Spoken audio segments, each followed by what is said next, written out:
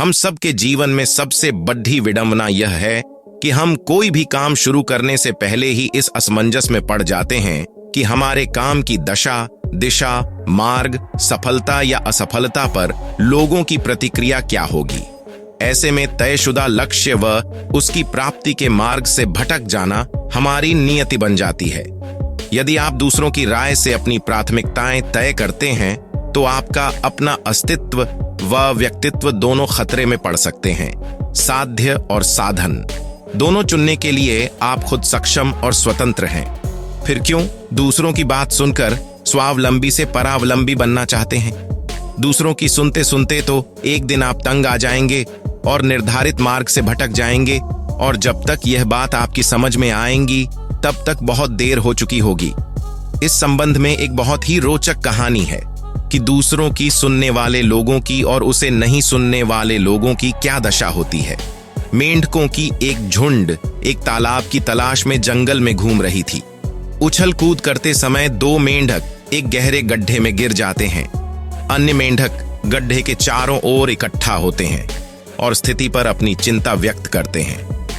जैसे ही दोनों मेंढक गहरे गड्ढे से बाहर निकलने की कोशिश करते हैं, दूसरे मेंढक ये कहकर उन्हें हतोत्साहित करते हैं कि बाहर निकलना कितना असंभव है।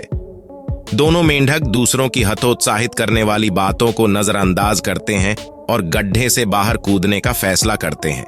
वे गड्ढे से बाहर निकलने के लिए बहुत मेहनत करते हैं और अपना पूरा प्रयास करते हैं, जबकि ऊपर से देख रहे मेंढक उन्हें हार मानने के लिए कहते हैं।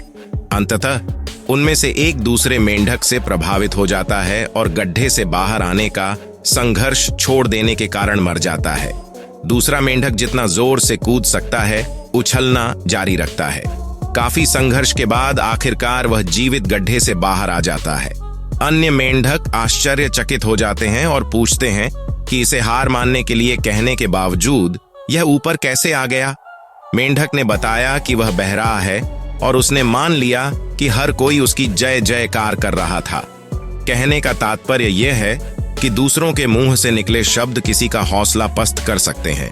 इसलिए हमेशा दूसरों के बजाय खुद के सोच को प्राथमिकता दें। लोगों की अनर्गल बातें मत सुनिए, वे भीड़ हैं जो आपके अपने नहीं हैं। दूषित मानसिकता वाले लोग आपके हृदय की जिजीविषा को मार देते हैं। मेंढक ऐसे लोगों की बातों में नहीं आया, बल्कि उल्टा उसने तो यह समझा कि वे उसका उत्साह बढ़ा रहे हैं।